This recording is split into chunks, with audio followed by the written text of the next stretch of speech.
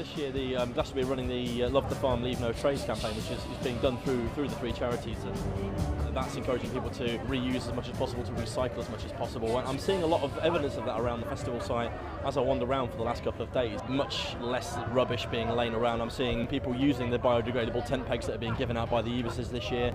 Well, these tent pegs are biodegradable, and when in the ground and kept wet, they'll completely dissolve in about 3 weeks. Particularly important to Michael and his farm. All the punters, when they come through the gates, they get a pack of these to use on their tents.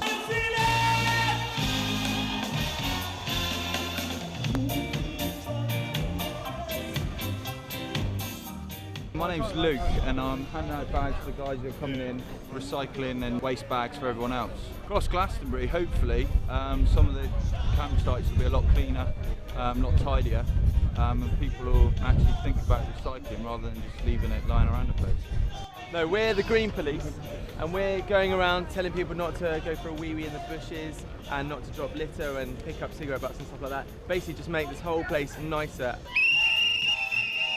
Everything you produce goes straight into the water table and goes into the streams, and fishes are like dying, and it's a really serious matter because there's like 170,000 people or something here, and if everyone does that like 3 times a day, that's loads and loads of bad stuff.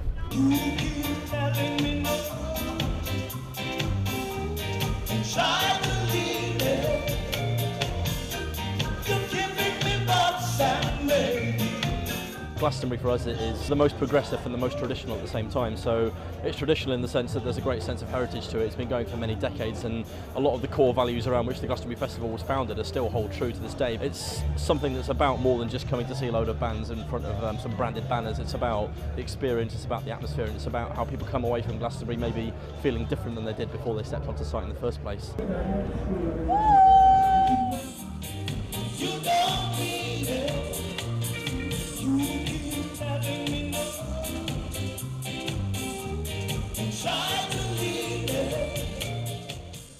Well, I'm Alice, this is Johnny, and this is Pedability, and we're charging mobile phones by pedal power. Basically, we're not using kind of diesel or anything else, it's all human powered. We're not using any resources from the earth, we're just using ourselves.